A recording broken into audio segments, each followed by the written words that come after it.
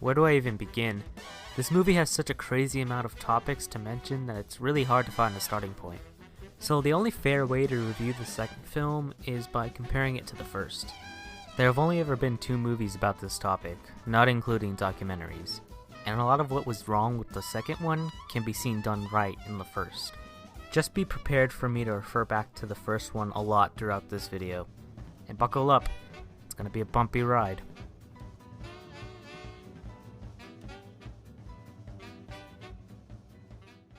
Drumline 1. I love this movie. You know, you're looking for a job this summer, you can give me a call too. I got enough shit in my life. I'll just use this as toilet paper instead. It has a lot of charm and is pretty well shot considering it's basically just another sports/competition type movie like Step Up or one of those football movies that isn't based on a true story. I will be fair though, the movie does have its flaws. Like the continuity errors, bad acting, a predictable story, and other things. However, this movie shines in comparison to its sequel, and that kind of makes me like it more. I still like rewatching it from time to time, usually for nostalgia alone, and yeah, I usually skip some of the parts I feel drag on for too long, but that's because I've seen it too many times and I know what's gonna happen. If you're watching this movie for the first time, I don't think you'll be disappointed. There's a lot to like about it. All in all, it's a solid movie, and I'd give it a check it out of 10. Now that we have that out of the way, we can move on to the meat of this video. Drumline 2. This movie is bad. Very, very bad. As of right now, I'm known to you all as Big Brother Run Tell That. Greetings, Big Brother Run Tell That. Know why? Because when I play so good, it makes people want to what, Boston? Run Tell That. Run Tell That who? Run Tell That, Big Brother Run Tell That. Drumline: A New Beat is a boring, unfunny, and I hate using this word, cringy sequel. It's a TV movie made by and released on the channel VH1. Now, I wasn't expecting a film masterpiece, but the director, Billy Woodruff, has found moderate success before in his 2003 film Honey, starring Jessica Alba. The movie opened at number 2 in the US box office, earning this many in its opening weekend. Now you could say people only went to see it because of the fact that singer/actress, but mainly singer, Aaliyah was originally going to star, but died before filming began. And to the people who say that, I say, you're probably right, this movie sucks. So it's really no surprise why this movie is bad. In some ways, the movie hits the sweet spot of so bad that it's good, but I wouldn't go as far as to say it is, since the vast majority of it is just rage-inducing nonsense. Anyway, let's just start from the beginning. Right off the bat, they choose to distance themselves from the first by starting exactly how the first started, at graduation. Remember the words of our dear Eleanor. And there we go, ladies and gentlemen. Drumline: A New Beat. So this is about the level of production value we're getting here, summed up in one little title card. Going back to the first movie real quick, the title card was the first thing you saw, and it was treated like an event. Not to mention how great the first shot of the film was. It gives us everything that we need to know about Devin without saying anything. There are some odd things about it, like why does he have his drumsticks in his hands right now? Like, I get he's going to be playing with the band soon, but he's about to walk the stage. Wait, what was I talking about again? Oh right, this. Forgot about that. The experience in which you really stop to look fear in the face. You must do the thing you think you cannot do. Congratulations, class of 2014. Alright, so we're about 49 seconds into this, and already I need to address a problem that is prominent throughout this entire movie. The music is awful, and I'm not talking about the marching band stuff. It's just loud and in your face. I could barely hear what anyone was saying in some scenes. Me too, Mr. Murphy. And it's not subtle either. Anyway, I'll go into that more later. So here's what's happening. Danny, our main character, played by the girl who played Storm in that bad X-Men movie, is graduating from her all-girl prep school when... Wait, what? Daniel, I can't believe you wore those. Mom, after 4 years of the same uniform, these shoes are my Declaration of Independence. Don't the teachers see their students before the ceremony? Didn't she have to walk the stage and her parents should have seen her shoes then? Seriously, we are not far into this movie and it's already pissing me off. Anyway, after this terrible transition, we're treated to a nice location card in case you wanted to know this useless information. Did we really need to know where the scene was happening? I mean, it was already said in the text message from earlier. It's gonna take place in a park, we get it. But no, I guess it's necessary to know exactly which park and exactly which city. So Danny meets up with her cousin in the park for some surprise. Not quite sure why he wasn't at the ceremony, but okay. Happy graduation, baby cuz. So what's the 911? We can't be late for my party. We all chipped in for the best. Okay, so what is he talking about here? The sticks he just gave her? Because for those who don't know, both the sticks and the stick bag are fairly cheap, and they don't seem that special, or as he put it, the best. So did they chip in for these run-of-the-mill sticks? Or did they chip in for these guys to be here right now? Also, who's they? Are they? Is them they? Them? Are them they? I don't know, but now we can finally get to the drumming part of this movie. Yay.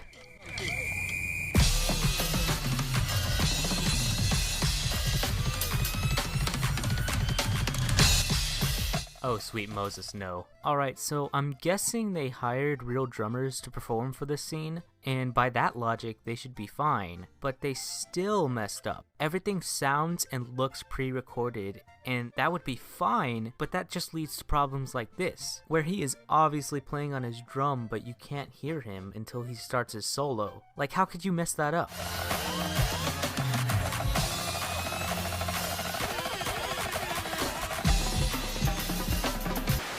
These are tenor drums, by the way, which have a very different sound compared to snare drums, which is what these guys are playing. So this should have been something they caught immediately, especially if they're going to get a close-up of him playing. Those are not her hands. Oh, baby, those are not her hands! Also, it sounds like we're in an empty room even though we're outside.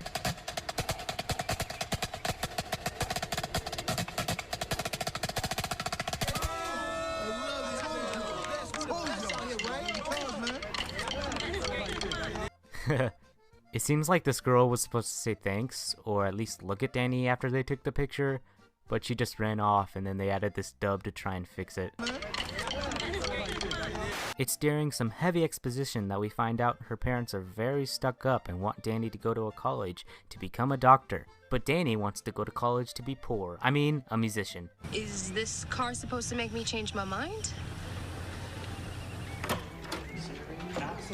Also, I like how they went inside to have this conversation. Like there are more people inside the house than outside.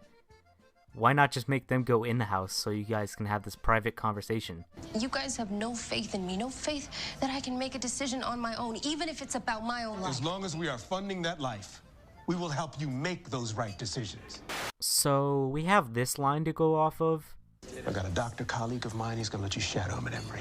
But we actually don't know what Danny is planning on studying at A&T.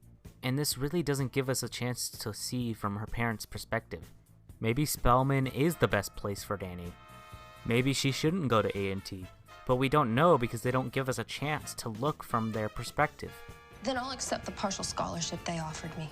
And I'll get a job to cover my extra expenses, but I am going to A&T. And so she does. But guess who else is going? Yeah, it's this guy from the first one. Remember this guy? In case you don't, we have exposition via podcast or radio. It's never really specified, but I think it's a podcast and a radio station. Back in the day, Sean and future superstar Devin Miles were unstoppable. Yes, he's the Panthers' great black hope. Welcome home, Sean. Lego! Man, I can't believe you guys rolling up here in my mama's old car when we could have been styling in that new ride. I have to prove that I can do this on my own, which means no extras from my parents. This seems like a conversation they should have had already, like maybe on the car ride over here, or before they left. I don't know, but they shouldn't be talking about it like it's the first time they brought it up. That drum solo you posted on YouTube, it was hot.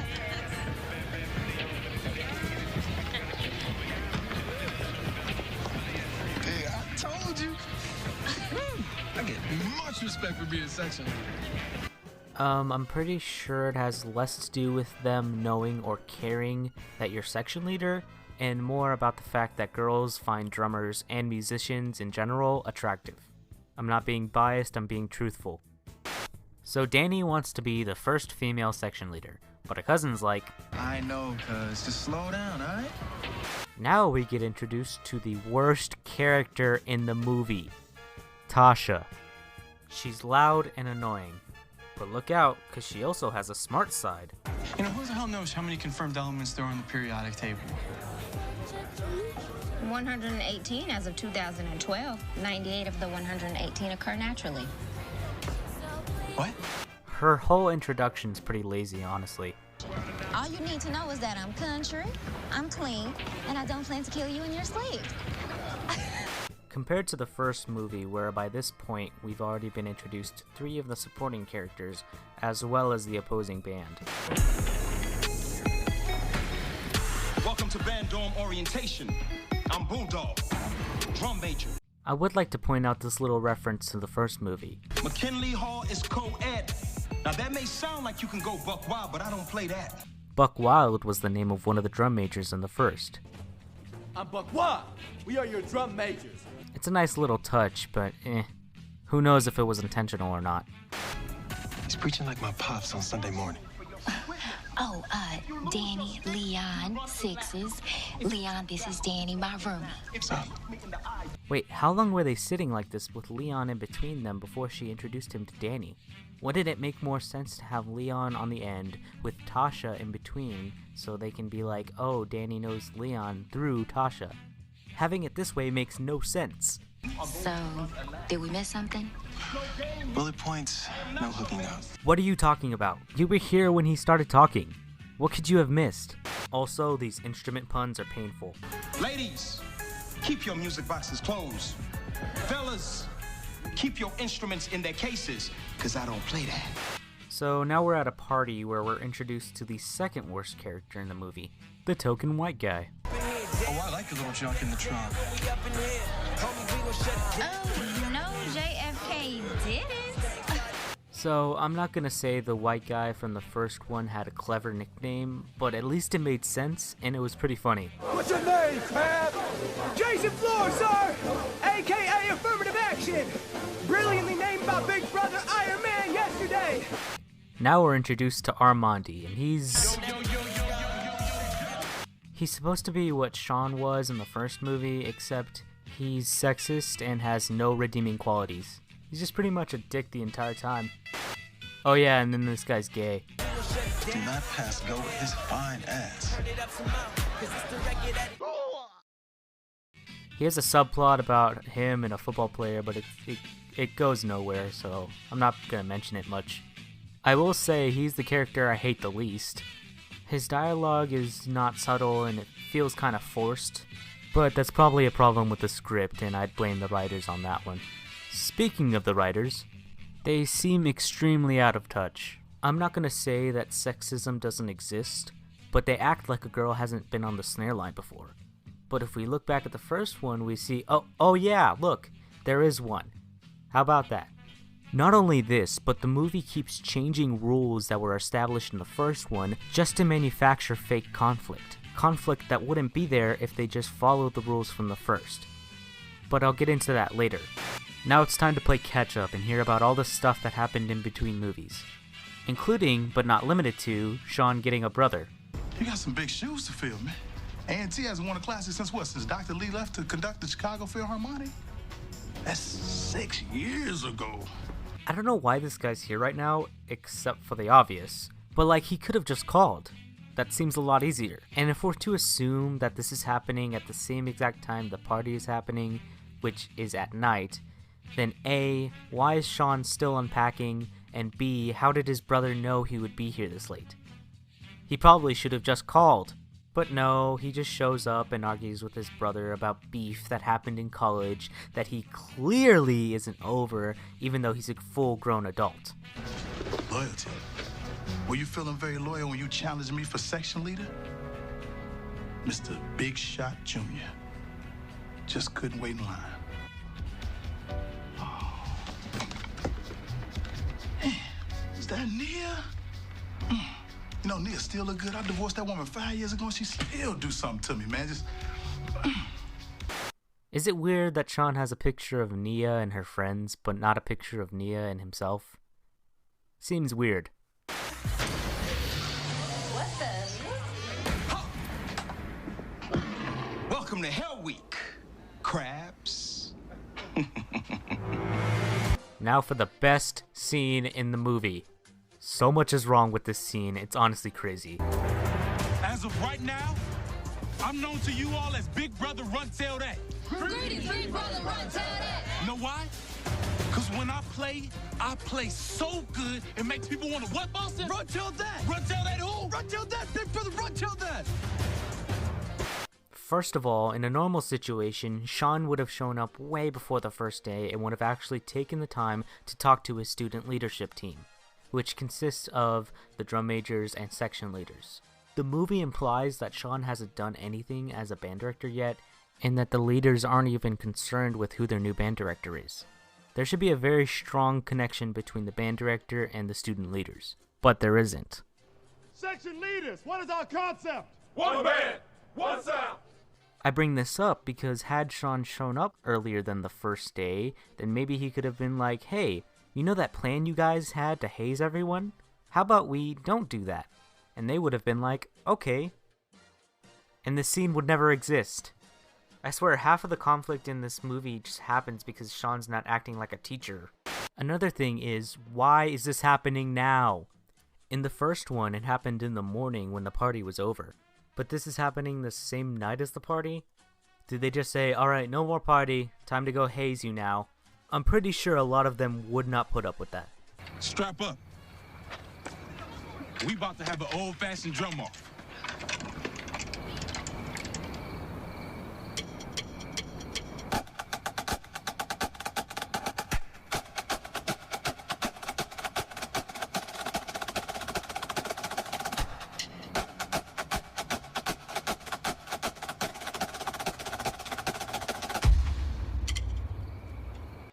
Alright, so let me just break down why this is so painful. So I'm guessing that is an exercise that they just both knew for some reason. Okay, but then how is that a drum battle? They played together, so how are we supposed to know which one played it better? Also, this just comes down to them not knowing how percussionists look when they play, but they move their arms. A lot. Not only that, but their bodies move too. You can't do this and expect me to suspend my disbelief that much. But wait, there's more.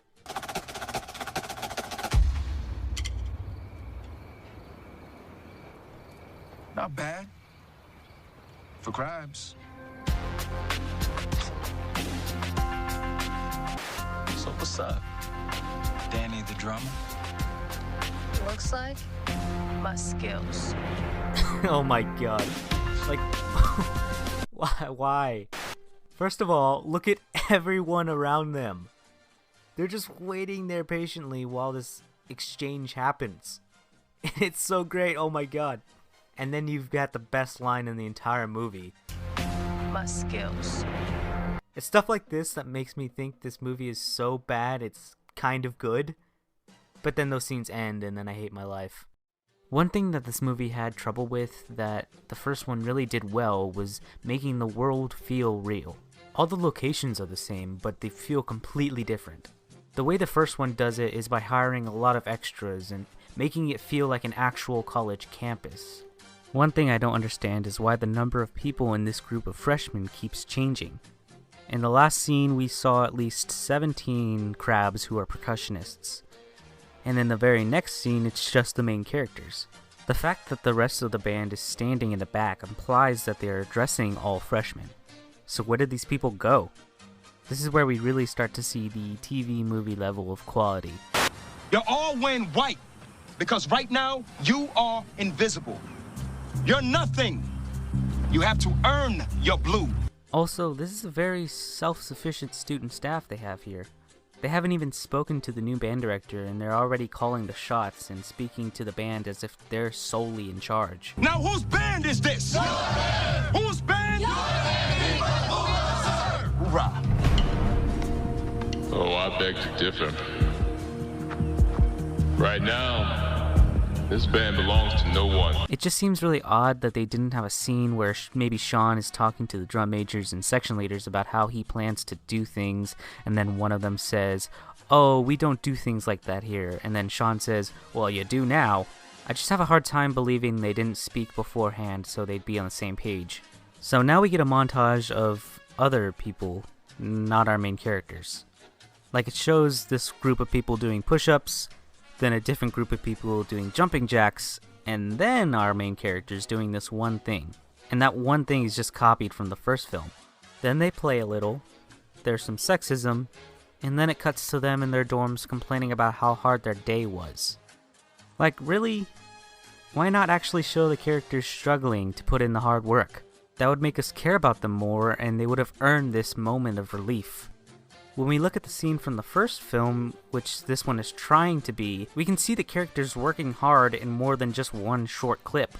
We even see Devin falling and getting back up.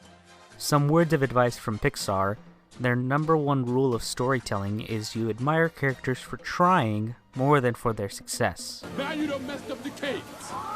Take it from the top.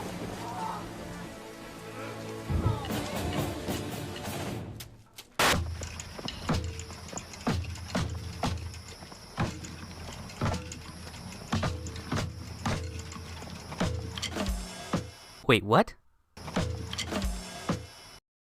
I'm sorry, but what? What is that sound effect? Why is that there? It sounds like a person hitting a cymbal with a drumstick on a drum set, but why is it here?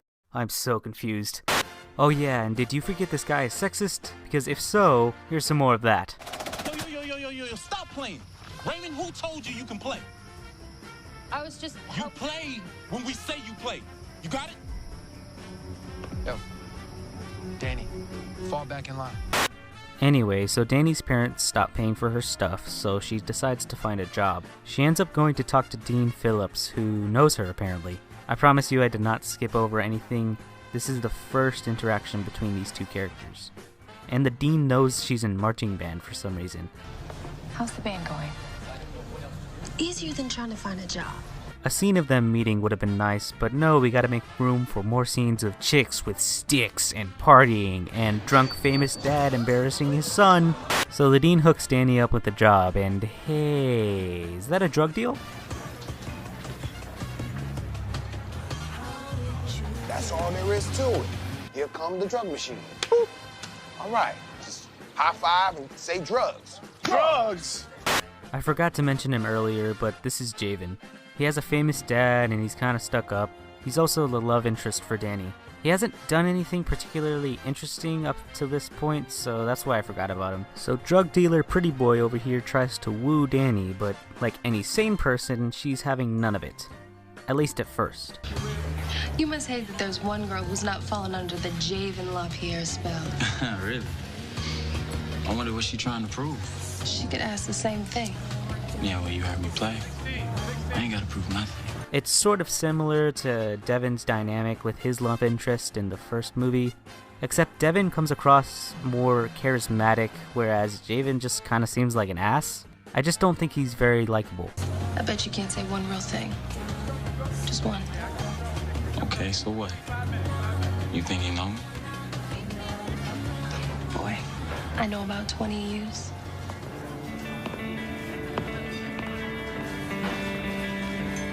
Okay, Miss Raymond.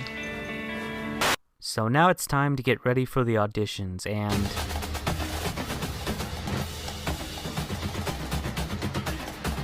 oh gosh. Okay, so we can assume they wanted us to think he was playing along to what he was listening to, but you can hear what he's actually playing. You can hear the actual hits the actor is making on the drum. Why did they leave that in? Hey, Sorry, I didn't hear you. Wow, you're here late. Trying to be ready for tomorrow. Guilty. That's why I've been practicing here each night. Why do you look shocked? Come on, Jay, you know you got this. Oh, why? Well, because of my pops? Listen, I got here because of my skills, not his connections. You know, people talk like they know about my life, but they don't. Bet they shut up if they knew the ugly-ass truth. Okay, wow, dude, calm down. This is the same guy who 2 scenes ago said, I ain't gotta prove nothing. And the same guy who has been flirting with this girl non-stop. Like, I get why he's saying it, but I don't get why he's saying it to her. She clearly didn't mean to offend him, so why did he freak out? Was it so we could get this sorry attempt at character development? I think so. I didn't mean... No, you wanted me to tell you something real? Well, there you go. You can have a room. My parents used to argue a lot when I was younger. I almost got a divorce once. So I used to spend a lot of time at Tyree's. And he had this drum set. And at first I was just messing around, but then it turned into something. So I guess the next logical question is, why didn't we see any of this? They could have flashed back to her playing the drum set when she was younger, or even start the movie when she was a kid. You could have had a scene where someone comes up to her and says, you can't play the drums, you're a girl. So that can like motivate her and give her, I don't know, a goal. They spend no time at all showing us how she got to the level she's at now, so it feels like there's something missing. The first movie didn't do this either, however, they did show us Devin playing with his high school band, giving us a look at not only his influence on the people around him, but also how his love for music brought him to A&T. I think it would have been nice to see a younger Danny just starting out and learning how to play, and maybe see her with her high school drumline. It would have been nice. It's just a wasted opportunity, I get. Wait a minute. Danny went to a prep school, an all-female private school. Do those schools even have marching bands? Do they have football teams? I tried looking this up and I can't find anything. I'm not gonna say that this situation doesn't exist, but it just seems very unlikely that it would. Either she went to the only all-female private school in the nation that has both a football team and a marching band, or they're implying that she got as good as she is by playing on a drum set. Also not saying that this is an impossibility, but it's very unlikely. Rudimental snare drumming is a completely different skill set than playing on a drum set. I know people who can do one but have trouble with the other. They're not interchangeable. Just because you can play on the drums does not mean you can automatically play on a drum line. I suppose she could have played in a concert band in her high school, but my criticism still stands that we should have saw it or she should have mentioned it. I know I just went on a tangent over one line of dialogue, but it kind of breaks the movie for me. Alright, here we go, the auditions, baby, let's do this. So for some reason they changed pretty much everything that made sense about this process from the first film. I don't know why, but they did. Okay, so in the first you were to prepare and perform the required piece. A lot of colleges and any place where an audition is required do this because it's a good way for them to see your skill level. This makes sense. The judges are the director, co-director, and maybe the section leader. They are the ones that determine your position in the ensemble. Maybe have suggestions from upperclassmen to see what they think, because they're ultimately the ones who have to play with this person, possibly. But that's all they should be. A suggestion, not a determining factor. You can consider how they feel, but they're not supposed to make the decisions. They are not qualified in any sense. They are students. But in this movie, Sean's just like, yeah, the seniors decide your fate because who cares, am I right? And again, it's super unclear how many crabs there are. The number keeps changing and it never feels like the same amount of people every time. Plus, we never get to see any of them auditioning, so they're basically pointless. But at the same time, why are we wasting time seeing everyone else's auditions? Danny is the only one we really need to see, and I guess Javen's. But watching everyone's just makes it feel like we're wasting time. Also the music. Please turn it off. You too, Mr. Murphy. It's just blaring in the background. It's so annoying. Another thing, why are they finding out immediately what spot they got? You don't want to think it over? Not even a little bit? Maybe take some time and actually think before you make these decisions. Maybe to, I don't know, prevent the upperclassmen from rigging the vote.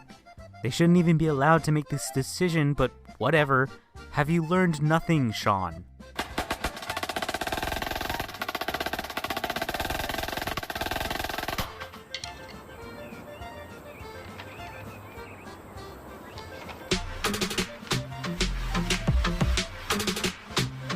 Seniors?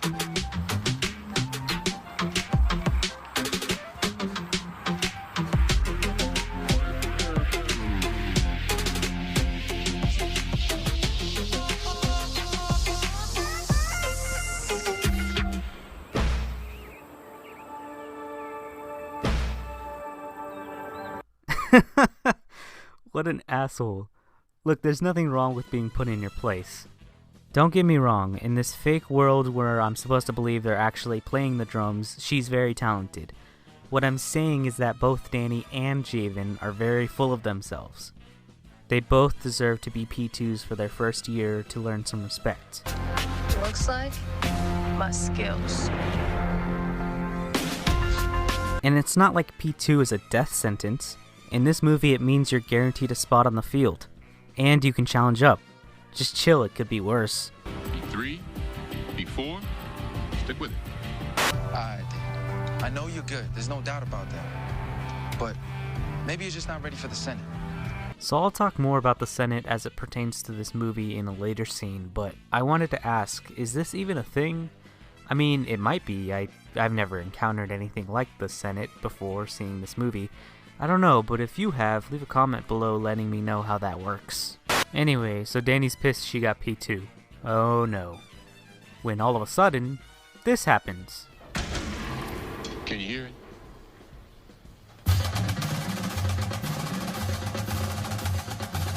Can you hear it? And when I saw that, I stopped the movie, turned off my computer, unplugged it, went outside, took a 2-year-long break from YouTube, and I'm still not over how stupid this is. I'm not even going to break down what's wrong with this scene. If you can't tell, then that's on you. Jeez, how far are we into this movie again? 27 minutes? Are you kidding me? And now it's time for a montage. I don't care how many montages you put in this thing, you'll never capture the magic of the first film. So since I've been spending a lot of time dissecting other scenes, I'll be skipping the ones with Sean and the Dean. You don't miss anything. They get together in the end, yay. Moving on, we meet up with our main love story, and yep, this background music is killing me. Boy, please. Please, what? But yeah, they kiss. Looks like things are getting too spicy for the pepper. Anyway, it's game day, and I still don't understand if this is a radio station or a podcast. Time to see what Dr. Taylor and this new A&D band are bringing to the table. I got my cool. It has aspects of both, so I don't know. Then it's revealed that, oh no, they rigged the voting. I wonder how that could have happened. And the Senate is tight as hell this year. You can thank me for that, son. Yo, what you did was dirty, yo.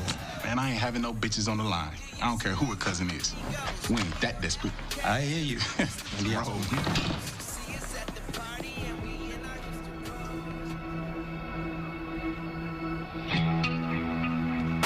So, like any rational person, Danny handles this situation in a calm and controlled manner.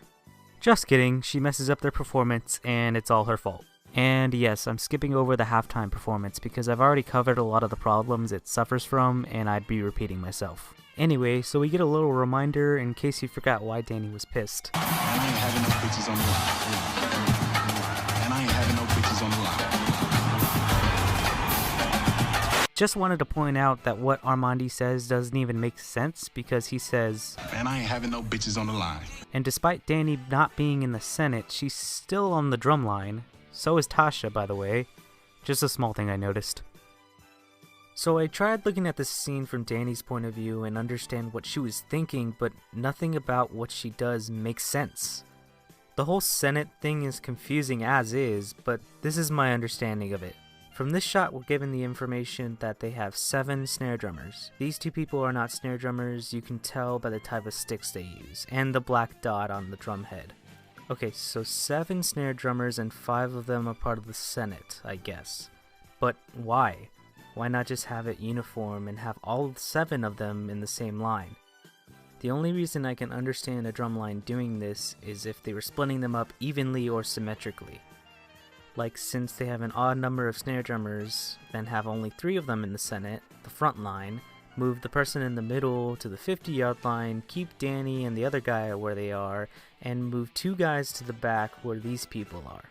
That would at least make it look better. But whatever, I can get past that. But then it looks like Danny and the other guy are going to move up and join the rest of the snares, but then this happens. Like, okay, she tried to get in between 2 other people, but the movie makes it seem like she wasn't supposed to be in that line at all, even though there was a clear spot open for her. Since there was a spot open for her, that means what she did looks like just an accident. Like if you were an audience member, you would think, oh, that person just went to the wrong spot. And that's essentially all she did. It's not like she was supposed to be the only snare drummer in the back, while the other guy leaves to join everybody else. But everyone treats it like that's what was supposed to happen. Okay, so even if that's what was supposed to happen, Danny's staying behind in the back row and the other guy joining the rest of the snares, then this whole Senate thing makes absolutely no sense. What is the point of having the Senate if it only excludes 1 person? Shouldn't the Senate be a small group that is obviously hard to be a part of?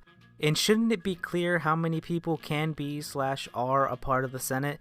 Otherwise, it's a pointless inclusion made to make us feel sorry for Danny, even though she's still in the drum line and is still able to march with everybody. Going back to the first, this is supposed to be kind of like the first football game where Devin took Sean solo. So in that situation, Sean's ego got in the way of his judgment. He told Devin to take the solo, thinking, he'll freeze up like any other freshman. His ass needs to be broke. Devin then falls right into Sean's assumption of him at first. But then he's able to muster up the courage and take over Sean's solo, leaving him with the blame and the drum polishing duty. So these events unfold in a very clear way, and it shows that there are consequences for their actions. Dr. Lee was pissed at both of them, and he showed it, but he ultimately punished Sean because it's his section and his responsibility. Do I look like I need you to explain anything to me right now? He's the leader and shouldn't be risking their performance just to prove a point. I don't know what the beef is between you, but you better grill it up and eat it. I want you to polish the drums tonight. And I better be able to see myself in the silver. Go back to the second and we didn't get that at all. Sean didn't even respond much to what happened.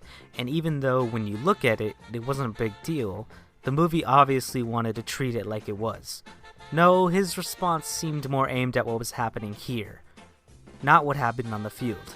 He's not concerned that they deviated from what they had rehearsed, and no punishment was given. Get your line together, Mr. Raymond. Or I'll do it for you. Again, even if in actuality nothing outrageous happened, the movie clearly wanted it to feel like it was the end of the world. And honestly, the lack of punishment from Sean makes him look like a pushover, which, even if they were going for that, just seems wrong when we've already seen him as a strong leader way back when he was in college. He shouldn't have a hard time being hard on his students. From what we've seen of him, it's just not in his character.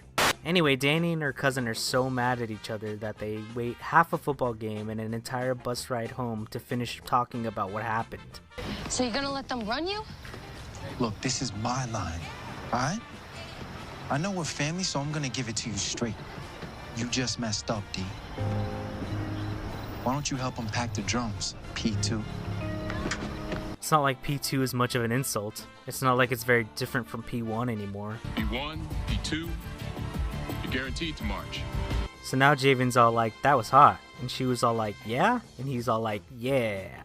Something that keeps bothering me about Javen is that he acts like a stereotypical douchebag in one scene, then in the next he's just a normal guy, and then he goes back again. It's annoying, but what else is new? So these two are about to get their groove on, but then... Dr. Taylor, you listen in the 5th quarter? Southern State is talking smack. And then he just leaves? Okay, thought you had more to say, but whatever. So basically, Sean's brother is getting interviewed about their next performance, and this gets Sean all hot and bothered. Now I'm going to skip over most of this because a lot of it is just boring and not important. If you haven't noticed throughout the majority of this review, I'm mainly interested in changes that were made from the first film to the second that were only made so they could force this story to happen, like changes made to the audition process and the addition of the Senate. I will still cover parts of the story that have to do with Danny and Javen, as they are the main characters, and I already started talking about them, so might as well see it out through the end. Everything else in this movie just isn't interesting to me. I don't care about the characters they've introduced, and the ones they brought back aren't interesting or in it enough to make me care about them. So here's what I'm skipping over. Watch the movie yourself if you want to see these things happen. I'm pretty sure the whole movie's still on YouTube for free. So Danny got a job through Dean Phillips because of reasons. I've talked before how we never see these two meet, and the movie really wants us to accept the fact that they're friends somehow. But so far, every scene with them together has had Danny asking her for something, and then the Dean being like, "Oh, of course I'll do that for you. We are friends after all." Me personally, I can say I have never met, nor will I probably ever meet, my dean of students at my college, so this is less believable than the movie trying to convince us they're actually drumming. But yeah, in this scene, Danny needs to vent about how that one sexist guy is super sexist, so Dean Phillips hears her out. Don't forget about this though, it'll be important later. Anyway, after some partying, the gang decides to go for a walk. Danny and Javen are walking separately from the rest of them, but they all decide to just stop at the exact same time. It's almost as if they were walking until they hit their mark and the director thought, it's fine, who cares? Okay, but let me ask. Do you think she's got enough room for a guy who's kind of sexy? And real cocky? Saying this like you're not just as cocky. Okay, seriously. It is not articulated enough just how arrogant Danny is about her abilities. Yes, it covers it slightly, but I'm saying they could have done way more with that aspect of her personality. Oh, so they just stopped in this specific location so that this guy could recognize Javen and remind him that his dad is performing tonight. I ain't know you was coming, man. Your pops is about to do a set. Oh, yeah? Yeah, I was just kicking it with some friends from school. Huh. Pretty convenient that they'd be headed in the same direction as the club already, and that this guy would just be standing outside when they happen to be walking by. He works at the club. Why is he outside anyway? For a smoke break? First of all, this club would be pretty lame if you aren't allowed to smoke inside. It is a club after all. Second of all, he's smoking a blue e-cigarette, which is supposed to be less smelly and more like a vape than a real cigarette. So why wouldn't this guy who works at the place be able to smoke inside? And third of all, Javen's dad comes on stage smoking something, so people can smoke inside? Alright, then why is this guy here? Plot convenience? I think it's plot convenience. Okay, so I just rewatched the scene, and apparently, this guy they run into is named Rizzy. Player? Rizzy. I ain't know you was coming, man. And if you fast forward to when he's on stage, guess what the name of the club is? That's right, it's Rizzy's. He owns the club. Why is he outside smoking when he owns the club? He also seems to be quite far away from it. Why is he outside down the street smoking and not running his club? It makes it so much worse than I originally thought. Anyway, Rizzy invites them to see Javen's dad perform, and he's like, but everyone else is like, yeah, sure, why not? Then Javen's dad does this, and then shines a light on him, so that causes Javen to storm out of the club embarrassed. This leads to a very emotional scene between Danny and Javen, and guys, no lie, this is like one of the best scenes in the film. Like, up until now, the acting has been... But here, both actors are putting in pretty great performances, the standout being Jordan Calloway as Javen. So you know what? Yeah. I do what I gotta do so I can make my own money. Okay, but selling weed? Yes!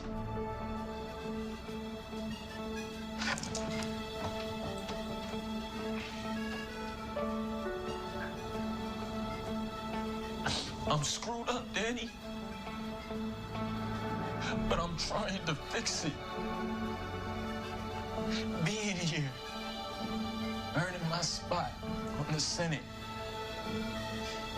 That was my escape from all of that. I know I've been dogging on this movie for 3 videos now, but I also want to point out stuff I legitimately liked about the things I talk about. So good job, movie. You get a point.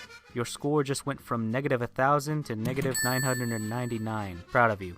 So Danny's like, no, don't sell weed, you're so sexy, ahaha. And then they have sex. The next morning, Danny's dad calls to scold her about her late phone bill. She then lies about how well her audition went. Yeah, tree shaking. You said you were shooing for something. Yeah, the audition. I made P1. I hope studying fits in there somewhere. He seems quite disinterested either way, to be honest, so I don't know why she lied to him. Then he negs her about how there's still time to change schools, and then the scene just ends. Like, even the movie knows this subplot about her disapproving parents is uninteresting. So the band is getting ready for their next performance against their rival when Dean Phillips comes to give Sean some whispers. Turns out that Dean Phillips is once again lending Danny a hand and tells Sean about the rigging of the audition votes. So Sean gets pissed and reacts accordingly by making Danny play against Javen for his spot as P1. So, a couple things here. Dean Phillips chose possibly the worst time to bring this to Sean's attention. Like, we know they see each other when they're not teaching, and this really doesn't seem like the time or the place to be giving him this information. And since she brings him this information out of nowhere, he has to pull a classic Sean move and not think about his decisions for even a second and make Danny challenge Javen, essentially punishing him for no reason. When in actuality, what Sean should do is punish Armandi and those who went along with his schemes, but especially him. He rigged the panel to vote against a fellow student because he didn't want a woman in the Senate. Like, that seems like pretty good grounds for Sean to immediately demote him and maybe give Danny his spot, or at least a spot in the Senate. But no, classic not thinking about his own actions, Sean decides to go with the worst plan. And he justifies it by saying it's A&T tradition. As is the rule, you challenge the last drummer placed on the line. What? When was that established? Nice try, Sean. I think what he's trying to refer to is the parts in the first movie where they had time where people could challenge up in their section the night before the game.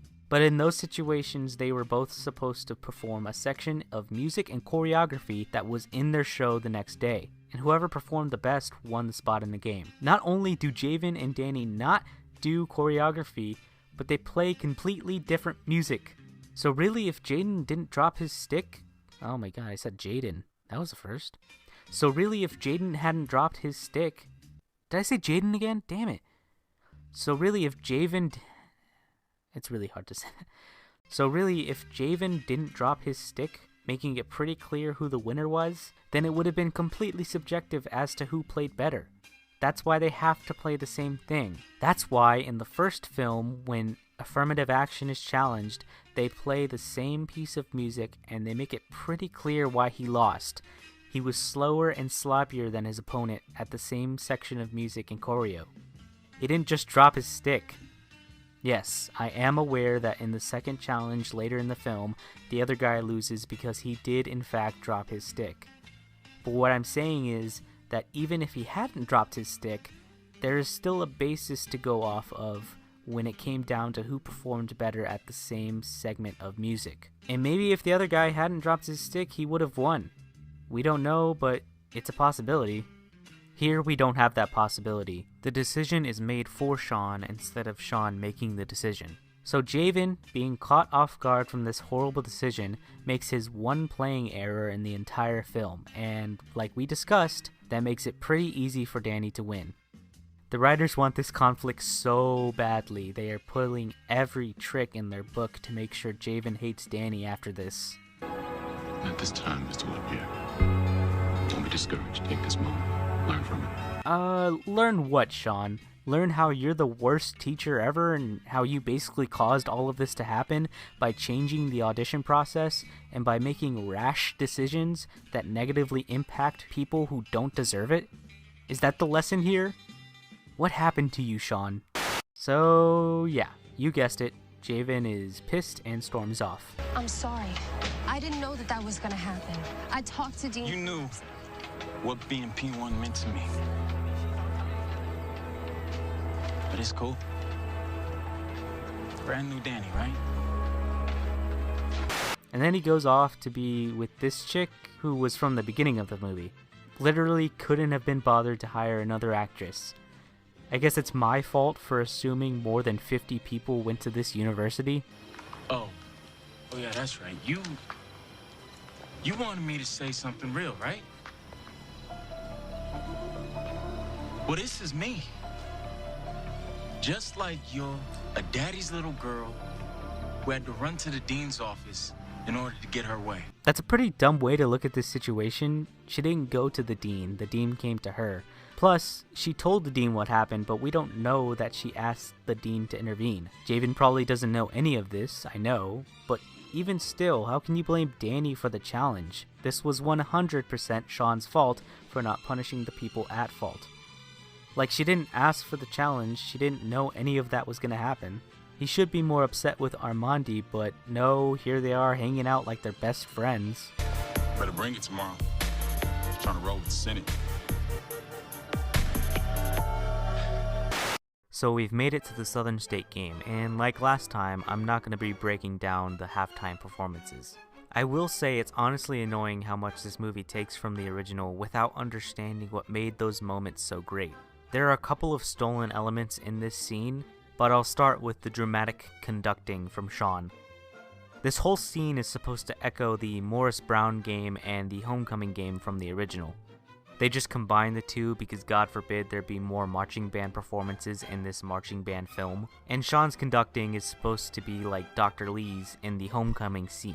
But if you remember why Dr. Lee was so intense and upset in that scene, it makes Sean's scene worse by comparison. So in the original, Dr. Lee had demoted Devin to P4 because he just discovered that he couldn't read music. If you cannot read music, you cannot be on my field. So Devin was now a P4, and he couldn't march anymore. I hate how that rhymes. This causes some problems between Dr. Lee and President Wagner, who believes Devin is essential to the band's success. Dr. Lee, do you want to explain why Devin is not on the field? Not really. No, let me rephrase. I want my boy on the field now. There are some issues preventing that. No, the only issue is for you to give me the same show like you did the last game, or there won't be a program next year. So President Wagner essentially forces Dr. Lee to put Devin back on the field to appease the alumni and to ensure that Wagner doesn't shut the program down if they're not successful. So throughout the whole Homecoming scene, Dr. Lee is conflicted because he compromised on his morals as a teacher by giving Devin special treatment, when his whole philosophy is one band, one sound. One band, one sound. And this is all conveyed through Orlando Jones's terrific performance. But if you jump to the second one, Sean's only motivation here is that he doesn't want to mess up in front of his brother. Huh. I mean, I guess you could say that since it's the first Homecoming game, he's a little nervous, but his face doesn't say nervous, it just looks angry or conflicted. But he has nothing to feel conflicted about. It's just what Dr. Lee felt in the first movie, so they had to put it in this. Side note, that guy who hosts some radio show / podcast from earlier that I was talking about, well, he's back and turns out he's an announcer for the band. It's weird that he's down on the field instead of in the box at the top of the bleachers. Like, why is there a mic connected to the sound system down here? I'm pretty sure no one does this, but okay. Also, is it just me, or is this guy more like a sports commentator than a band hype man?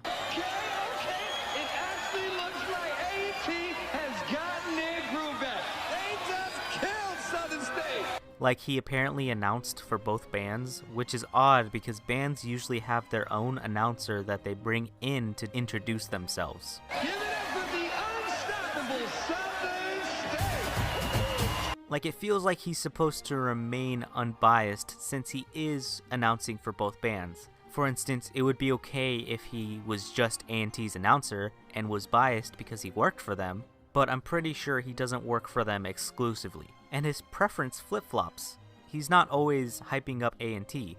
If Southern State was doing better, he would be saying, Southern State just destroyed A&T. It's just odd because he sounds more like a sports announcer than a hype man for a marching band. Yes, the announcer from the original was biased, but like I said, they were A&T's personal announcer that they brought to each game to introduce the band. and the only real time he dogged on the opposing band was at the homecoming game during the Drumline battle. Speaking of which, this battle is hard to watch for a lot of reasons. Let's get some out of the way right now. Yes, it looks terrible. Yes, it sounds terrible. Alright, got it? Let's move on. Like I said, this is supposed to echo the homecoming Drumline battle in the first, but they also threw in the conflict that Dr. Lee had during that scene. It's weird, but I'll explain. So, A&T is leaving the field and Sean's brother's like,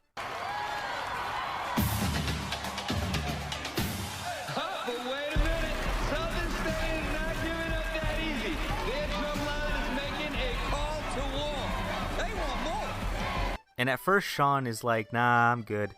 But then his brother eggs him on and causes Sean to be like, oh, what? Aw, hell no. And he says, Sit it. So they go, but Armandi is like, hell yeah, yo, Jay, you went for Danny. What? And Danny's cousin says, hey, this is my line, dude.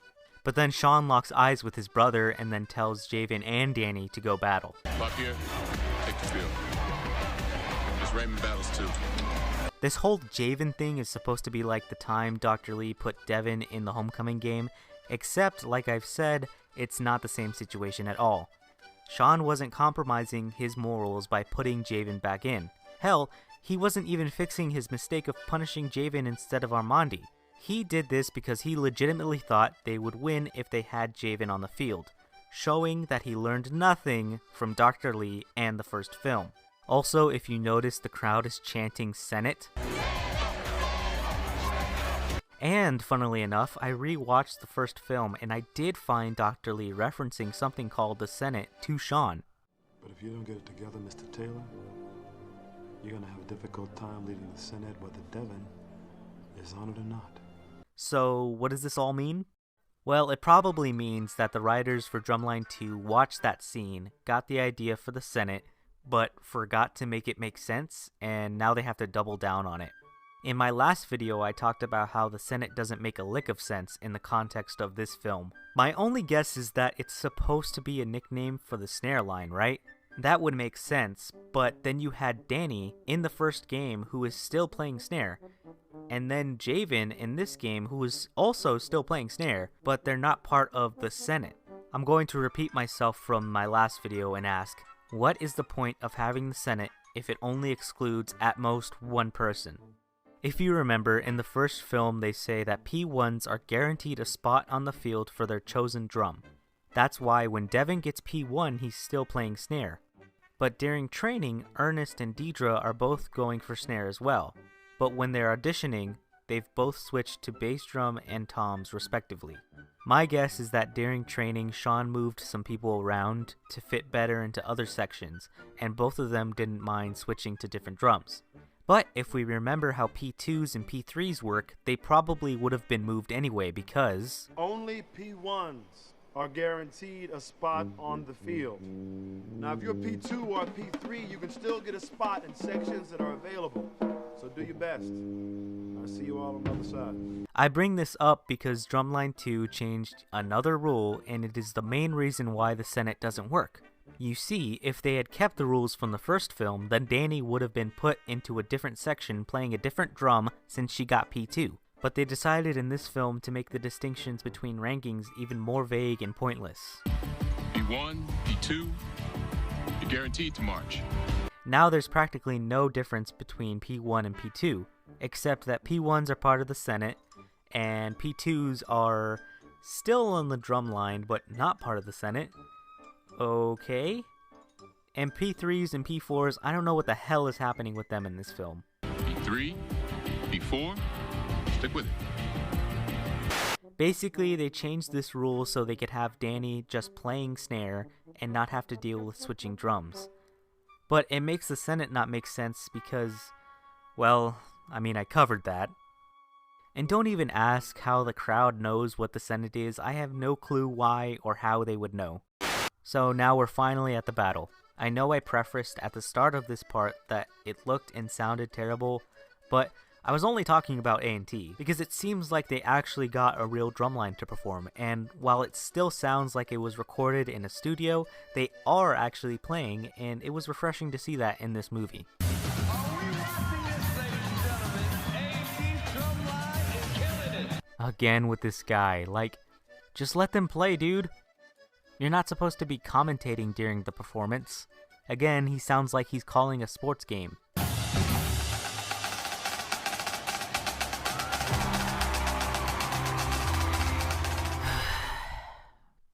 Do I have to say it?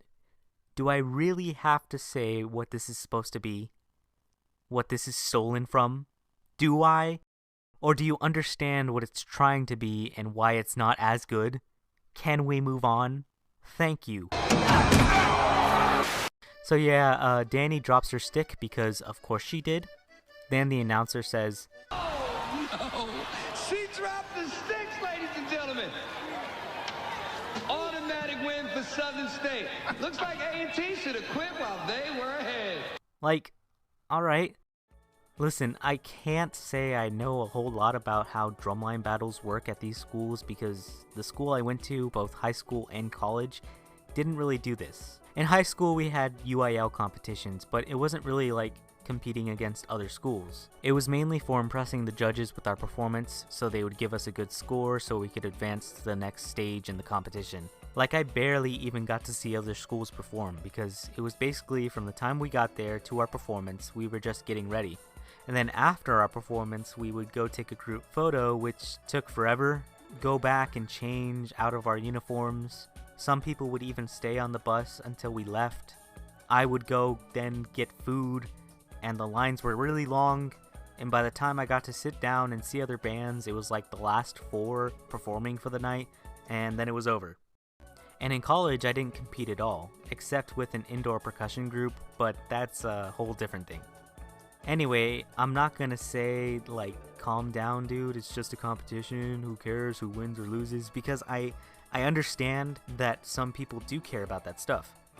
I will say, however, it's kind of dumb that the whole thing would stop and the other drumline would automatically win if someone dropped their stick, because in the first film, Sean says, "Bad word to fight for a youngins online. You drop your sticks, don't reach down and pick them up, just keep moving your hands." So I don't know, I get. Stupid bitch. Whoa, dude, Man, watch calm your down. mouth. Whoa, bro, alright. Well, I guess this fight is different enough from the first one because it only involves their band and not the other band. Man, some bands act straight ghetto. Oh. Alright, that was pretty good. That was pretty good, movie. You get another point for that. So the director of the Southern Classic is threatening to change locations from A&T because of the fight, and Sean, in his infinite wisdom, decides to punish Danny and Javen and the entire band. Not Armandi, who insulted her pretty harshly, not Danny's cousin who threw the first punch, or this other guy who punched the Southern State guy, but Danny and Javen, the people who continued playing after the cadence had ended. A crime worse than murder, apparently. Like, okay, even if you think that Sean is justified in punishing Danny and Javen for what they did, you have to admit that it is absolutely ridiculous that he hasn't punished his upperclassmen at all for rigging the vote and starting the fight, and disrespecting Sean practically to his face, to his back, but to his face. Dr. Taylor got the biggest ego out here. Shut up. Like, Sean definitely heard that and he just does nothing. So Sean decides enough is enough and calls in the big guns. That's right, folks. Nick Cannon took time out of his busy schedule of recording episodes of Wild 'N Out to cameo in this for the rest of the movie. And I'm a little disappointed where his character went, to be honest. I don't know, I thought maybe he would be famous for something more percussion related, like having his own brand of sticks, or at least a sponsorship with Vic Firth and having his name on a pair of their sticks. That aside though, I think being a music producer still fits with his character enough to work, so I'm okay with it. Anyway, it's nice to see them interact again. Sean gets Devin to MC the classic, so that solves that problem pretty quickly. Then Sean says, "I always dreamt of coming back here and leading this band. I was going to teach teamwork, squash egos, let them discover who they are, the power of what they could do. I don't even know if I should be here sometime." And I'm like, yeah, dude, you seem to suck at disciplining your students. Maybe you shouldn't be a teacher? Think about that. the guy who punished his fellow classmates for taking a 15-minute break instead of a 5-minute break is having trouble years later as a teacher with punishing his students. Like, they annihilated Sean's character in this, and it's pretty sad. We meet back up with Danny and Javen, and really nothing new happens. This scene only exists to let us know that they're still mad at each other. Or I guess Javen is mad at Danny. Don't you just love when a song in the background of a movie tells you exactly how the characters feel in the most obvious way possible? I know I love it. Yeah. We're done.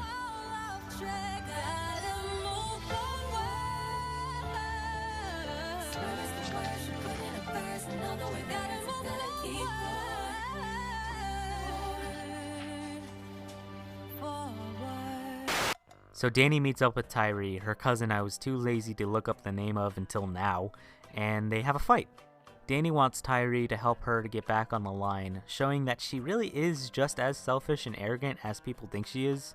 But then it's revealed that... I don't care what Armani and them think they did.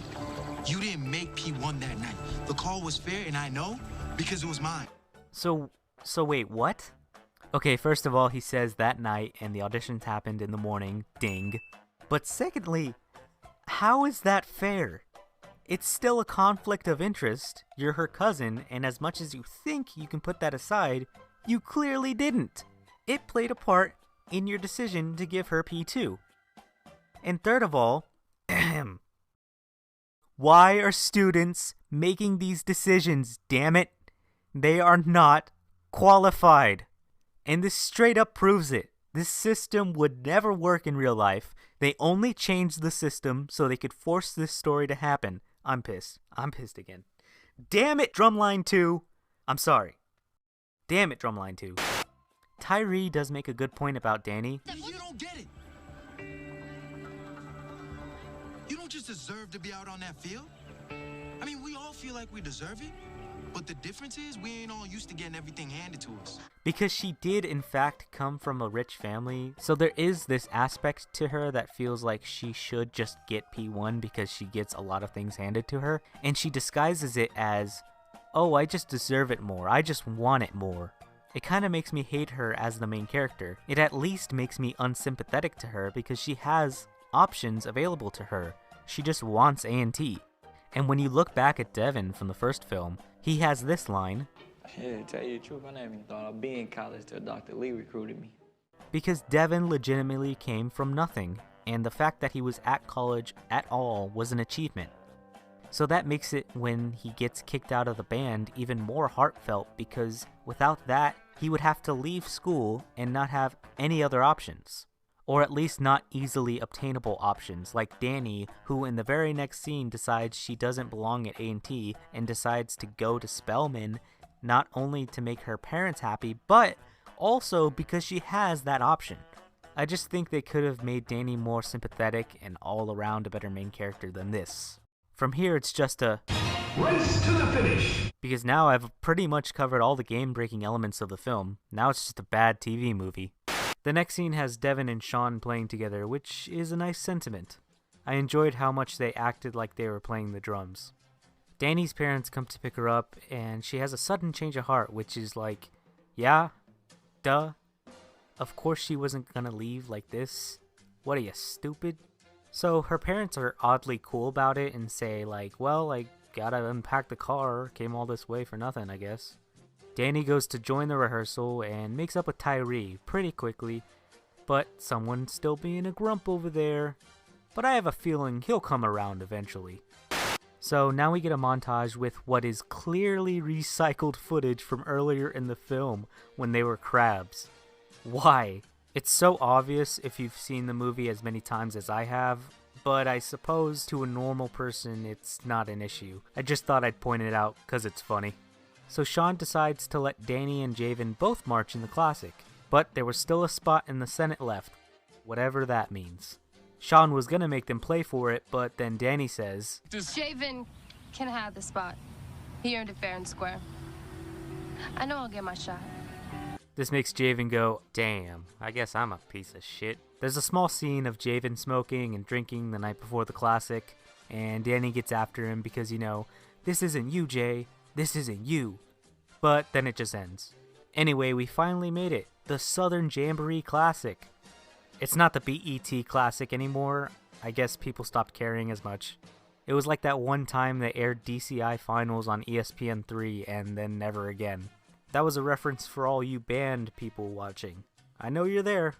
So finally they confront Armandi for being the worst guy ever, but I gotta be honest, it was very unsatisfying. This guy has been shit the entire film and never gets punished by Sean or his section leader. Like, take him off the field, do something.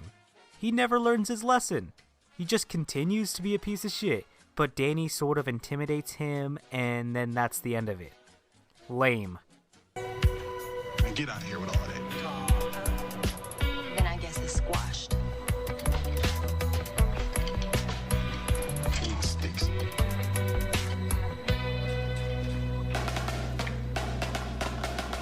Also, come on, why'd you leave that in? That's like an outtake or a blooper. That doesn't belong in the final cut.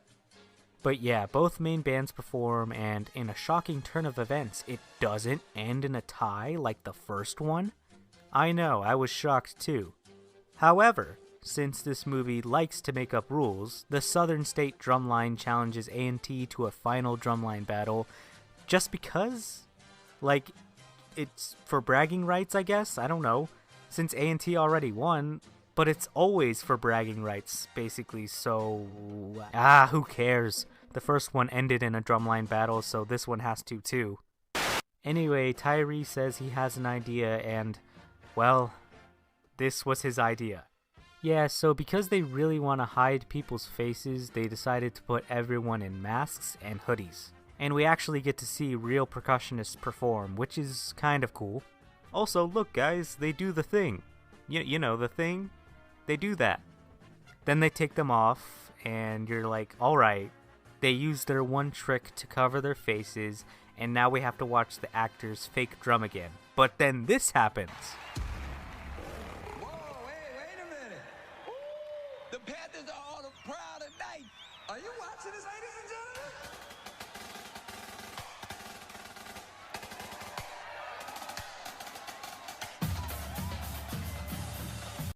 Okay. Props to the movie for figuring out not just one way to hide the actors' faces, but two ways, instead of just working with the actors and filming them better. I have never seen something more productive and lazy at the same time than that. Wow. And then they're just declared the victors just like that. Like, everyone just knows that they won the battle despite the judges not saying, and the winner is A&T or something like that. Granted, they were already the winners of the classic, so I guess that's fine. And then it just ends. Thank God. So, what did we learn? Nothing. I don't know, the whole thing is a mess, and I do not recommend you watch this film. The original? Yeah, watch that every day. That movie is bomb. This, though, nah. I think on its own, it's tolerable as a pretty bad TV movie, but as an extension of the first film, it just fails on every level. I do want to say that I don't blame anyone in the production for this film's problems. It's none of the actors' faults either. I do, however, blame the director, the writers, and VH1 for not putting the correct amount of time and effort into this project. It could have been so much better than this, and there really is no one else to blame. They're not bad people, obviously, they just should have tried harder than this. When they announced this movie was being made, I was genuinely excited because of my love for the original. That movie, flaws and all, is the reason I wanted to play on a drumline when I was a kid. It kick-started a love for the marching arts that has continued over 12 years now. I will always love Drumline 1 for igniting that passion in me. So do yourself a favor and watch that film. And watch Drumlines in real life. Whether it be some random high school or college line, or a DCI line, whatever. You might discover a hidden love for the activity. You never know.